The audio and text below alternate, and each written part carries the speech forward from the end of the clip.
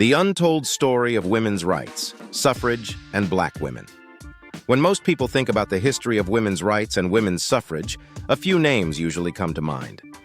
Susan B. Anthony, Elizabeth Cady Stanton, maybe the Seneca Falls Convention of 1848. And while those names absolutely belong in the story, they are not the entire story. In fact, there is another thread running through the history of women's rights that many people never learn about in school. It is the story of black women. Women who were speaking about dignity, equality, citizenship, womanhood, education, and political participation long before many Americans had ever heard of the organized women's rights movement.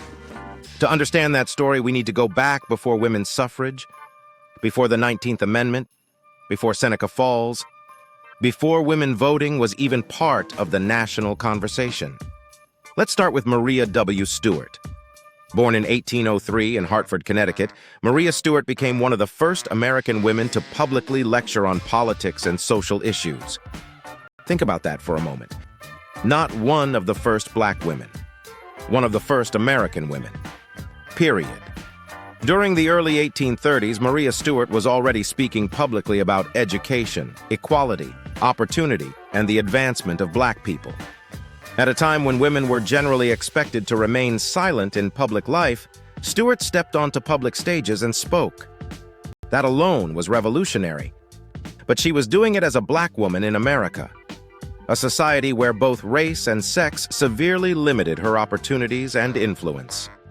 Then we have Sojourner Truth, born into slavery in 1797 under the name Isabella Baumfree. Truth spent nearly 3 decades living as an enslaved woman before escaping in 1826. Unlike many of the women who would later become associated with the suffrage movement, Sojourner Truth didn't experience discrimination as an abstract concept. She lived it, she survived it, she carried it with her. Then came 1851. The year that would produce one of the most famous speeches in American history. At the Women's Rights Convention in Akron, Ohio, Sojourner Truth delivered what would become known as the "Ain't I a Woman" speech. Now here's why that speech matters. Truth wasn't simply asking for voting rights. She wasn't simply asking for legal equality. She was challenging the very definition of womanhood itself. At the time, many arguments for women's rights centered around the idea that women were delicate, fragile, and deserving of protection.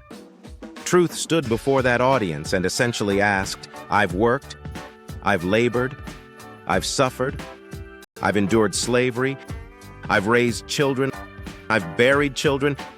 Ain't I a woman?" With that question, she exposed a contradiction. If womanhood was being used as the basis for rights, then why were black women so often excluded from the conversation? This is why many historians see Sojourner Truth as a foundational voice in discussions about race and sex in America. Not because she founded the suffrage movement, but because she challenged the assumptions that shaped it. Then came Frances Ellen Watkins Harper, born in 1825 in Baltimore. A writer, an abolitionist, a lecturer, and one of the most important voices connecting race and women's rights during the 19th century. In 1866, Harper addressed the National Women's Rights Convention. She challenged audiences to understand something that remains relevant even today: that black women often experienced both racism and sexism simultaneously. Again, notice the pattern. Long before modern terminology of feminism existed, black women were already articulating ideas about equality, citizenship, dignity, and womanhood that would later become central to women's rights activism. But here's where the racial reality enters the story. The America of the 19th century was deeply segregated and deeply racist. That reality affected who was heard, who was promoted, who was funded, who was remembered, and ultimately, who became the face of the movement. As women's rights became nationally organized, names like Susan B. Anthony and Elizabeth Cady Stanton became widely recognized. They became the public faces of the movement. Meanwhile, many black women who helped contribute to the intellectual groundwork of those discussions received far less visibility. This is the first part of the story that many people never hear. Not that black women founded the organized suffrage movement, but that black women were helping shape some of the foundational ideas long before they became household names. Then came one of the most important turning points in the entire story: the 15th Amendment, ratified in 1870. The amendment prohibited denying voting rights on the basis of race. As a result, black men gained constitutional voting rights before women. This created enormous tension. Many white women felt slighted.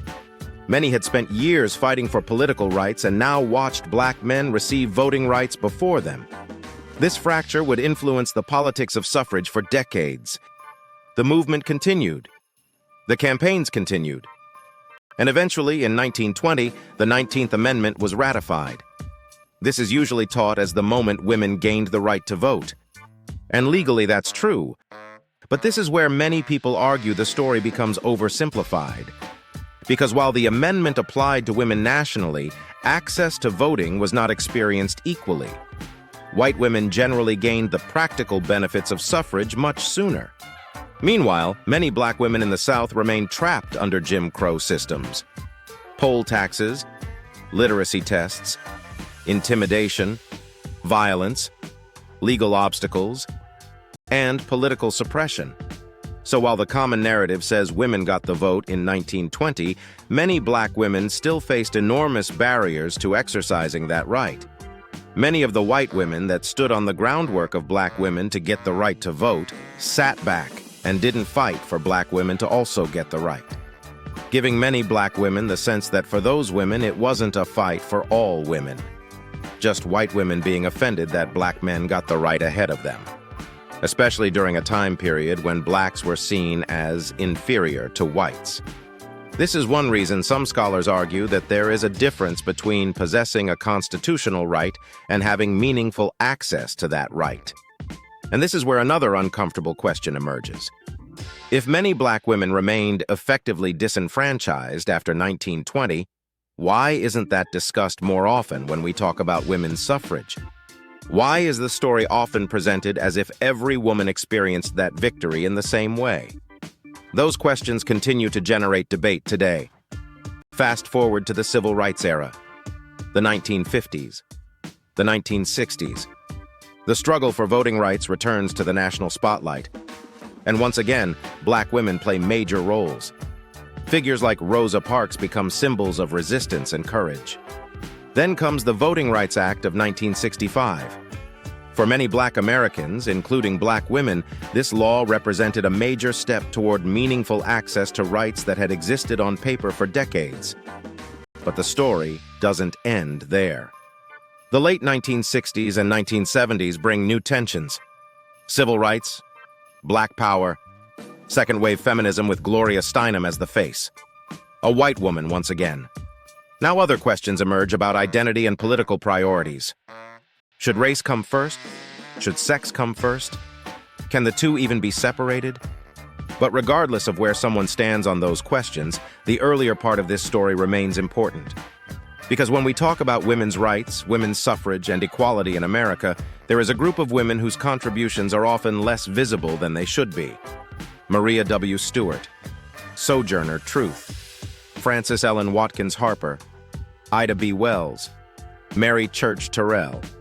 These women may not always be the first names people mention, but they belong in the story, not as footnotes, not as side characters, but as important voices who helped shape conversations about dignity, citizenship, equality, and womanhood long before many Americans ever learned their names. And perhaps that is the real lesson. History is not only about who participated. History is also about who gets remembered. And sometimes those are not the same people. Thank you for watching. Be sure to like, share, and subscribe to the channel.